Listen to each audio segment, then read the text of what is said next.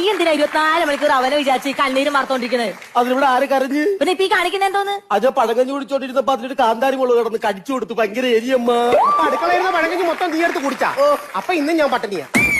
അതല്ല വിശേഷം ഉണ്ടെന്ന്. ആർക്കെനിക്കാ? അങ്ങനെ വേലയ്ക്ക് പുറത്ത് ഞാൻ വീട്ടിനകത്തിരുന്ന കുറെ വിശേഷം ഉണ്ടാവും. അച്ഛൻ നിൽക്കുമ്പോഴാണോ വലിയ വർത്താനം പറഞ്ഞത്? അതല്ലെന്ന്. എടാ നമ്മുടെ ഹേമന്ത് ഇപ്പൊ ഇങ്ങോട്ട് വരുന്നു. ഓ, ഹേമന്ത് മോൻ വരുന്നത് കൊണ്ടാണ് ഇവിടെ ഇത്ര വലിയ സന്തോഷം. ചുമ്മാതല്ല ഈ വെള്ളക്കോവ ഇങ്ങനെ ഒരുങ്ങി സുന്ദരിയായിട്ടിരിക്കുന്നത്. നിനക്കെന്താ ചെറുക്കനെ പറയുമ്പോ ഇത്ര ദേഷ്യം? നിങ്ങൾക്ക് എപ്പോഴും ഈ ഹേമന്ത് മോന്റെ കാര്യം മാത്രമുള്ള ഒരു മരുമോനില്ലേ കർണേട്ടൻ?